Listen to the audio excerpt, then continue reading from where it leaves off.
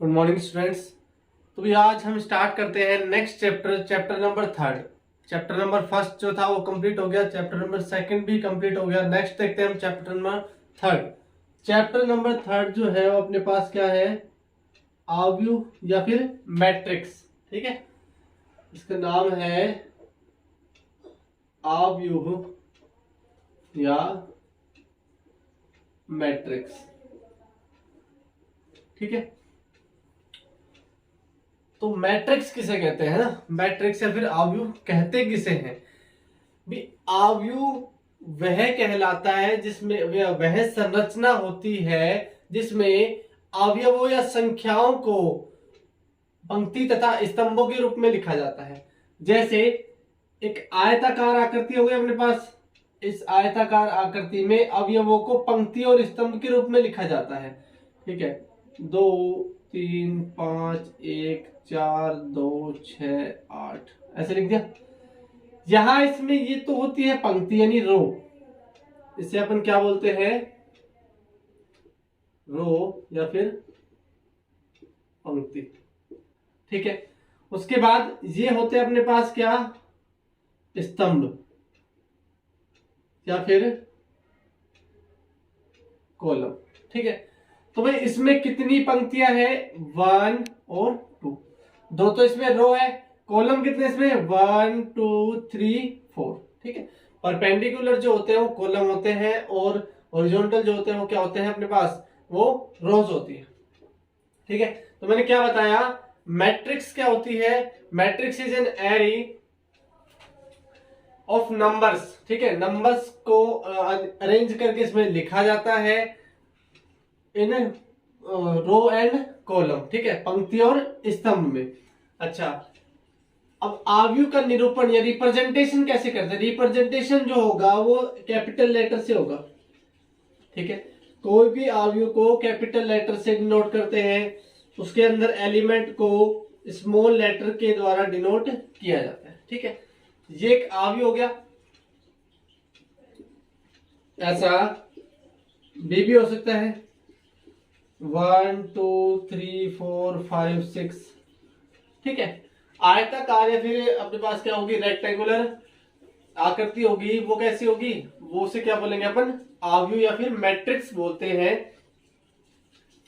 Matrix को capital letter के द्वारा लिखा जाता है, इसमें एलिमेंट जो होंगे वो स्मॉल लेटर से डिनोट होंगे। उसके बाद बात आती है ऑर्डर ऑफ मैट्रिक्स। भाई मैट्रिक्स का ऑर्डर क्या होगा, ठीक है, और नंबर ऑफ एलिमेंट्स क्या होंगे इसके अंदर। नेक्स्ट आती है आव्यूह की कोटि, ऑर्डर ऑफ मैट्रिक्स। ठीक है भाई।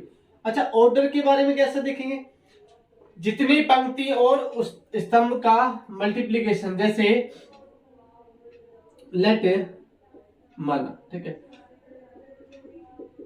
Number of row is equal to m, number of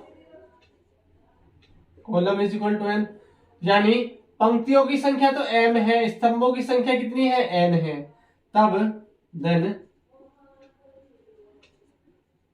order of matrix is equal to m cross n। इसे डिनोट करेंगे किससे, m क्रॉस n से। जैसे अब हिंदी में बता देता हूं इसको, पंक्तियों की संख्या, पंक्तियों की संख्या है हमारे पास m, स्तंभों की संख्या है इसमें n। तब आव्यूह की कोटि क्या होगी, m क्रॉस n। ठीक है, जैसे फॉर एग्जाम्पल यही देख लेते हैं अपन, एग्जाम्पल ये रहा है ना, रो कितनी है इसमें, 1 2, ये रो हो गई। कॉलम कितने हैं, 1 2, इसका ऑर्डर कितना हुआ, 2/2। इसमें देखते हैं नेक्स्ट, रो कितनी है, पंक्ति 1 और 1 2, दो तो इसमें पंक्ति है, स्तंभ 1 2 3, 3 इसमें क्या है, कॉलम है। ठीक है, तो ये तो होगी क्या, आव्यूह की कोटि या फिर order of matrix. Next order की बात होगी, उसके बाद नंबर ऑफ एलिमेंट भी देखते हैं कि इसमें कितने एलिमेंट हो सकते हैं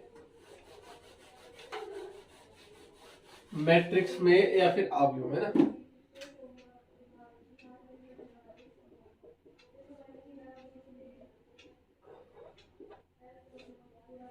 multiplication of row and column. ठीक है, जैसे इसमें देखते हैं अपन नंबर ऑफ रो, जैसे number of element in matrix A कितने है भाई, दो तो इसमें क्या है, पंक्ति और दो स्तंभ है, 2 इंटू 2 कितना हो जाएगा, 4। देखिए इसमें 4 एलिमेंट है क्या, नहीं है, 1 2 3 4।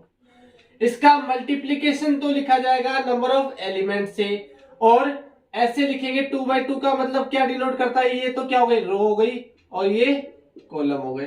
ठीक है, तो इसको ऑर्डर को तो ऐसे लिखेंगे, और अगर आपसे नंबर ऑफ एलिमेंट पूछा जाए तो इसका मल्टीप्लीकेशन कर देंगे। ठीक है, अच्छा नेक्स्ट बात आती है भाई, देखिए इसमें कितने एलिमेंट है, 2 3 जा 6, 1 2 3 4 5 6।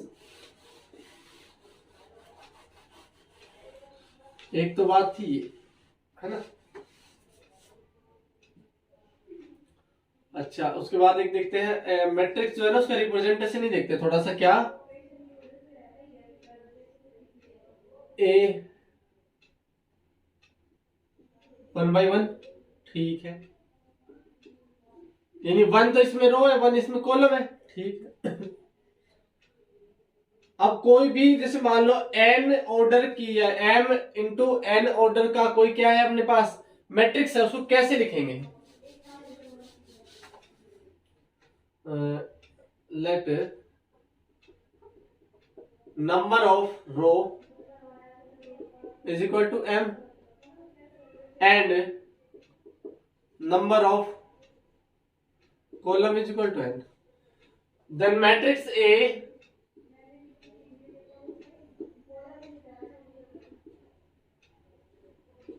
डिफाइन एज, मतलब ये क्या लिखा, देखो पंक्तियों की संख्या तो m है, स्तंभों की संख्या n है, तो मैट्रिक्स A किस प्रकार से लिखी जाएगी, तो भी देखिए ऐसे लिखेंगे अपन,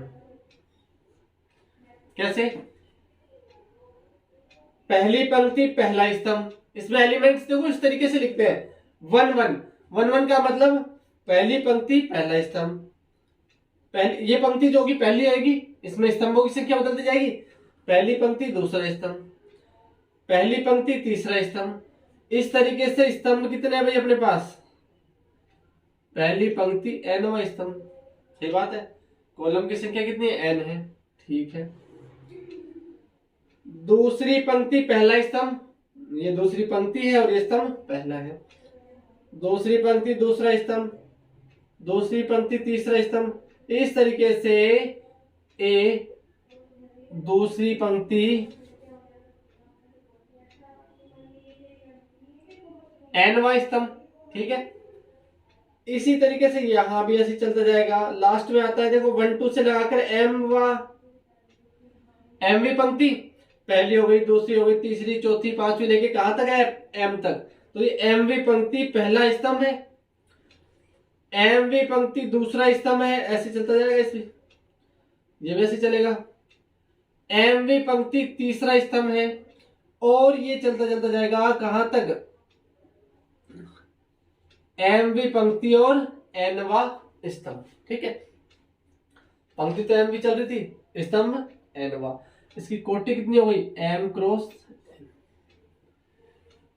तो m क्रॉस n ऑर्डर का कोई मैट्रिक्स आपसे पूछा जाए तो कैसे होगा, ऐसे। ठीक है, यहाँ पे ये एलिमेंट समझ में आ गए भी, A11 का मतलब first row first column, first row second column, first row third column से लगाकर फर्स्ट रो nth कॉलम। ठीक है, second row first column, second row second column. अच्छा ये तो थे अपने पास n ऑर्डर के, ठीक है, 1 2 3 या फिर कोई भी ऑर्डर के हो सकते हैं। नेक्स्ट बात आती है अपने पास types of matrix. Main matrix के कुछ टाइप्स भी होंगे, ठीक है, तो टाइप्स देखते हैं कैसे।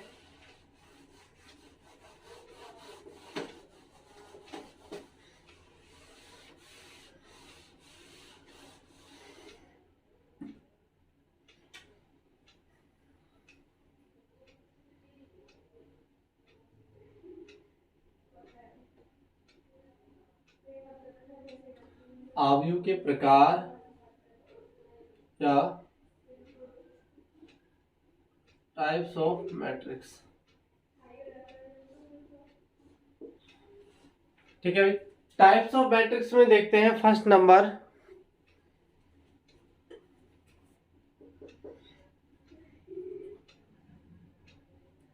Column matrix.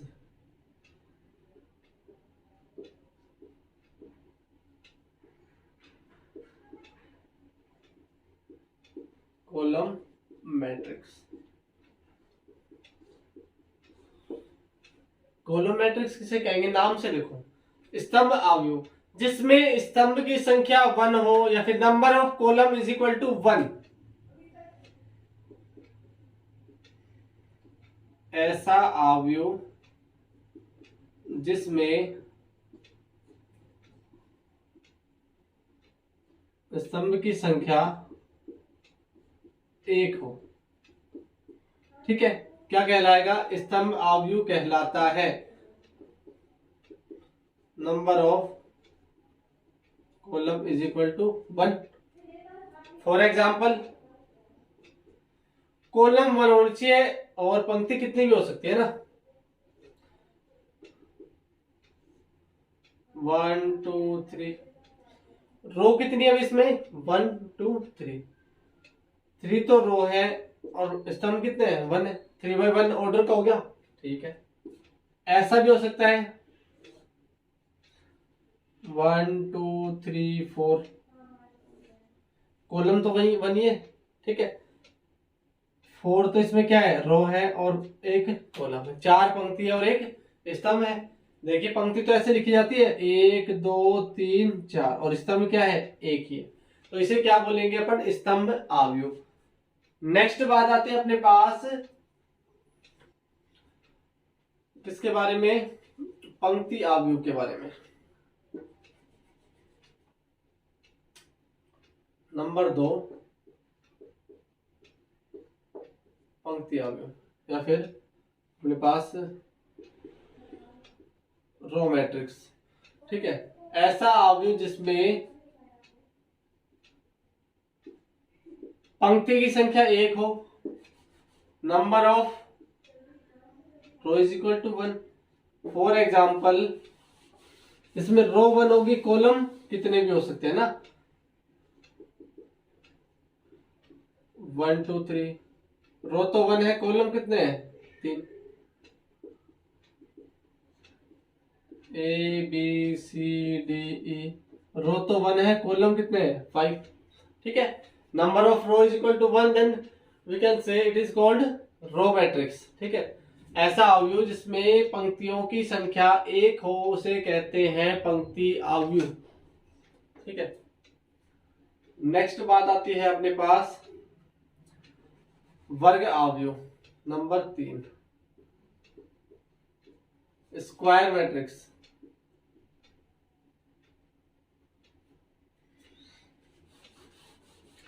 स्क्वायर मैट्रिक्स किसे बोलेंगे, ऐसा आव्यूह जिसमें पंक्ति तथा स्तंभों की संख्या समान हो,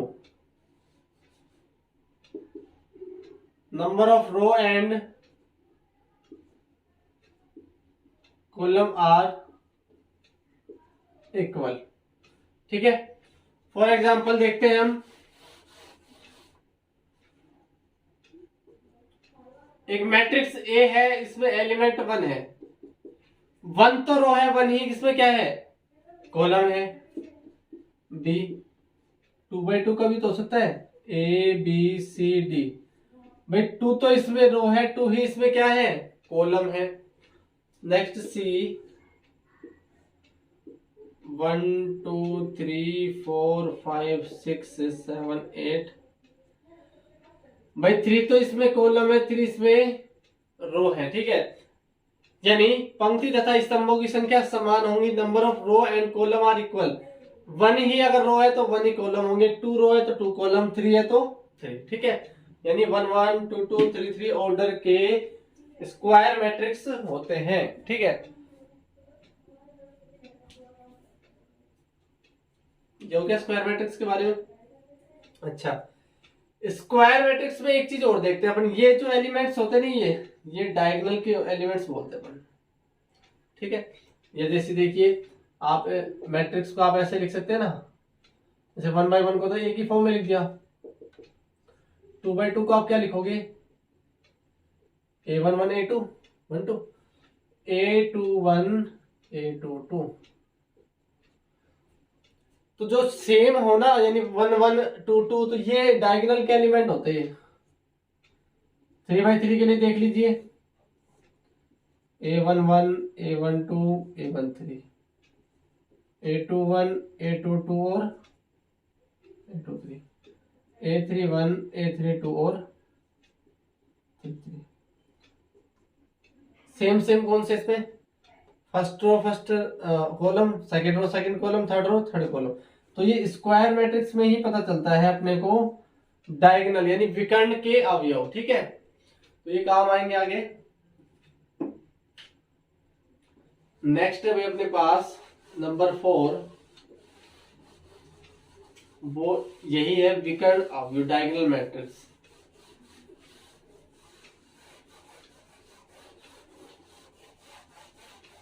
जो अपन ने डायगोनल के बारे में बताया ना, विकर्ण के बारे में वही होगी भाई अगली।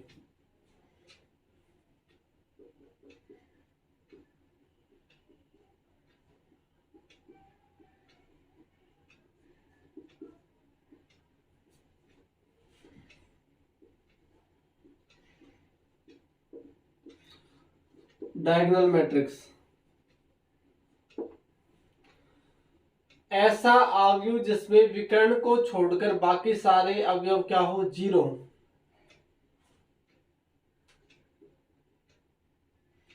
एक मैट्रिक्स ए है,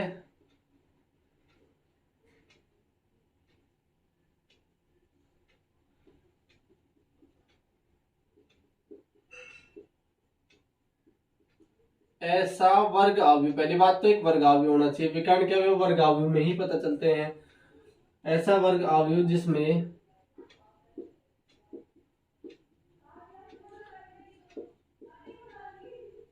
विकर्ण को छोड़कर से सभी अवयव शून्य हो। विकर्ण को छोड़कर बाकी सारे अवयव कैसे है भाई, यहाँ पे 0, ठीक है। अच्छा, एक तो एक ले लिया अपन 2/2 का, 3/3 का भी तो ले सकते हैं अपन, कैसे 2 0 0 और 0 3 0। विकर्ण को छोड़कर बाकी सारे अवयव कैसे हैं, 0। विकर्ण को छोड़कर बाकी सारे अवयव कैसे हैं, 0, ठीक है। तो इसे क्या बोलेंगे अपन, मैट्रिक्स अवयव या फिर वर्ग, या क्या नाम है, विकर्ण अवयव।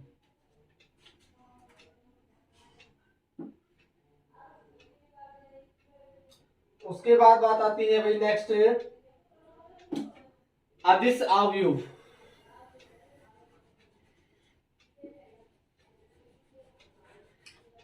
अदिश अवयव, स्केलर मैट्रिक्स नंबर 5।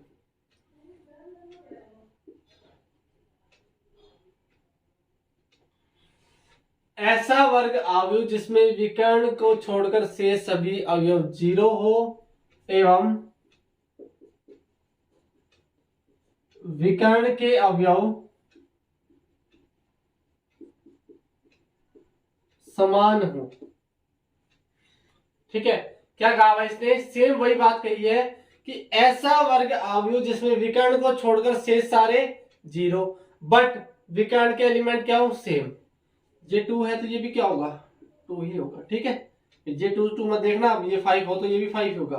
सिर्फ विकर्ण के एलिमेंट देखने सेम होंगे। जैसे अपने पास ये ले लिया अपन ने 9 और ये भी ले लिया 9, तो तीनों ही क्या है 9 9 9।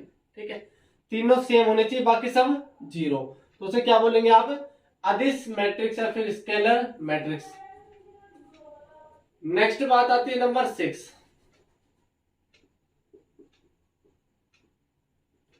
तत्समक अवयव या फिर आइडेंटिटी मैट्रिक्स। तो ये बहुत ज्यादा काम आता है आइडेंटिटी मैट्रिक्स। परिभाषा वही रहेगी, ऐसा वर्ग अवयव जिसमें विकर्ण को छोड़कर शेष सभी अवयव 0 हों एवं विकर्ण के अवयव इकाई या फिर 1 हो। क्या बताया भाई, तत्समक अवयव 1 होता है अपने पास, ठीक है, तो तत्समक अवयव किसे बोलेंगे, विकर्ण के अवयव 1 हो बाकी सारे 0। ये 1 1 होगा, 1 0 0 1, यहां भी क्या होगा 1 0 0 0 1 0 और 0 0। ठीक है, तीनों सेम ही है। विकर्ण अवयव का मतलब विकर्ण को छोड़कर बाकी सारे 0, और विकर्ण के कुछ भी हो सकते हैं। उसके बाद अदिश अवयव का मतलब विकर्ण के समान बाकी सारे 0। तत्समक अवयव का मतलब विकर्ण के सभी अवयव 1 होंगे बाकी 0। ठीक है, तो ये थे अपने पास अवयव के प्रकार के बारे में। अब बात आती है दो अवयव की समानताएं, कि दो अवयव कब समान होंगे, ये देख लेते हैं एक बार।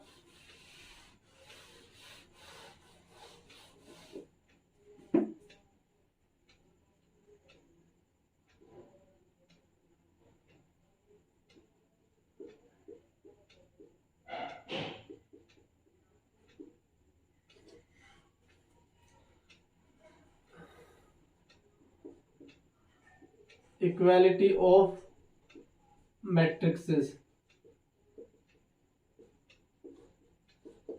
ठीक है, दो अवयव ए आई जे की फॉर्म में क्यों लिखा है अभी मैंने, कि आई वी रो और जेवा कॉलम, ठीक है, एवं बी बराबर बी आई जे समान या फिर इक्वल होंगे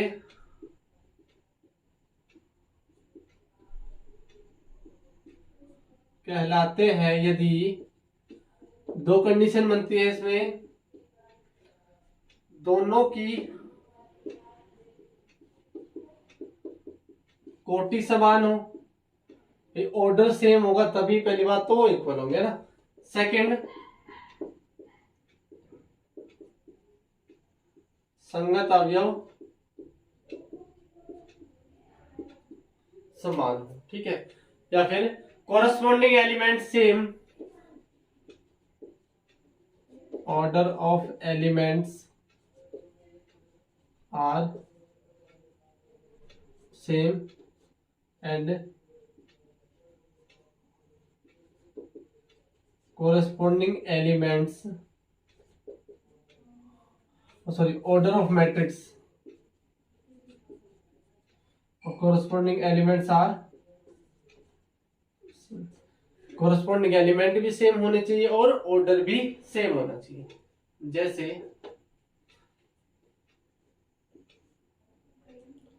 2x y और 3, 2 - 1 5 3, दो मैट्रिक्स इक्वल है, इसका मतलब इसकी कोरस्पॉन्डिंग देखो ऑर्डर भी सेम है, ये भी 2/2 की और ये भी 2/2 की, है ना। कोरस्पॉन्डिंग एलिमेंट सेम होंगे, ये 2 है तो ये भी 2 ही है, ये x है तो ये क्या है -1, यहां से x की वैल्यू कितनी आ गई -1, फाइंड कर सकते हैं ऐसे। y की वैल्यू कितनी आ रही है 5, और नेक्स्ट 3 की जगह क्या है 3।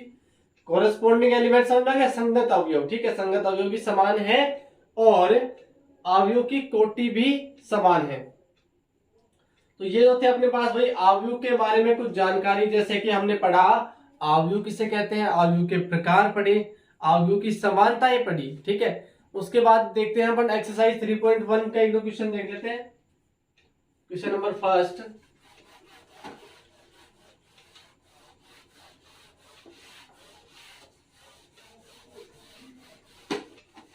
कि भाई आपने इतना कुछ पढ़ा, उसके बाद क्वेश्चन किस प्रकार से आते हैं ये देखते हैं अपन ना।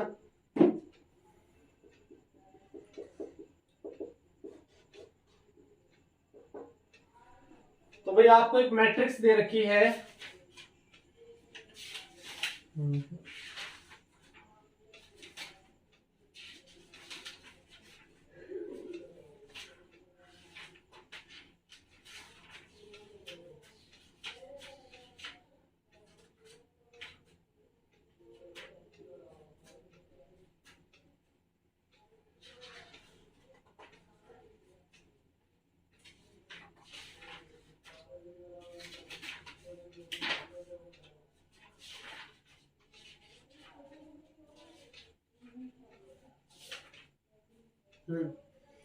आपको एक अवयव ए दिया हुआ है किस प्रकार 235/3,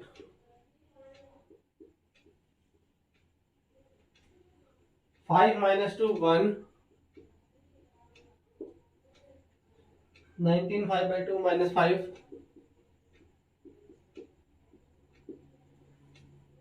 -7 12 17।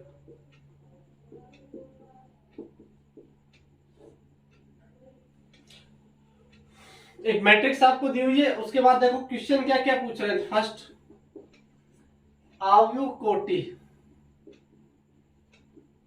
अवयव की कोटि, या फिर क्या पूछा आपसे, ऑर्डर ऑफ मैट्रिक्स। ऑर्डर कैसे निकालते हैं भाई, पंक्ति गुणा स्तंभ, रो इनटू कॉलम। सबसे पहले इसमें देखते हैं पंक्ति कितनी है, 1 2 और 3। 3 तो इसमें क्या है, पंक्ति है। स्तंभ कितने हैं, 1 2 3 4। तो इसका ऑर्डर कितना हो गया, 3/4। उसके बाद अवयवों की संख्या, अवयवों की संख्या भाई देखो आपको गिनने की जरूरत नहीं है, इसका मल्टीप्लाई कर दो। 3 4 जा कितना होता है 12। अब चेक कर सकते हो आप 12 है या नहीं। 1 2 3 4 5 6 7 8 9 10 11 12 एलिमेंट है इसके अंदर। ठीक है भाई। थर्ड आपसे पूछा गया है कि अवयव बताओ, जैसे A13 के बारे में पूछा है। 13 का मतलब फर्स्ट रो और थर्ड कॉलम। फर्स्ट रो में चलते जाओ कहां तक, थर्ड कॉलम तक, क्या है 19। ठीक है भाई। नेक्स्ट है A21। A21 का मतलब एलिमेंट बताना है जो सेकंड रो से और फर्स्ट कॉलम से है। सेकंड रो ये रही और फर्स्ट कॉलम तो यही है फर्स्ट में 35, ये 19 हो चुका। ठीक है। नेक्स्ट है अपने पास A33। Third row third column, भाई एक तो थर्ड रो पे चले जाओ, ये रही थर्ड कॉलम -5। नेक्स्ट है A24। Second row fourth column, second row ये रही है, फोर्थ कॉलम लास्ट 12। एक और है लास्ट अपने पास A23। Second row third column, second row ये रहा, थर्ड कॉलम ये रहा 5/2। तो भाई सबसे पहले हमने कोटि निकाली, उसके बाद अवयव की संख्या निकाली, उसके बाद अवयव के बारे में देखा कि कौन सी पंक्ति कौन से स्तंभ का एक अवयव कौन सा है। ठीक है। तो इस प्रकार से जो होंगे सवाल होंगे, क्वेश्चंस होंगे, तो क्वेश्चंस जो है आपको निकालने हैं और उसके जो बेसिक पढ़ा है वो आपको नोटबुक में नोट करना है। नेक्स्ट वीडियो में मिलेंगे आगे क्वेश्चन के साथ। Thank you guys.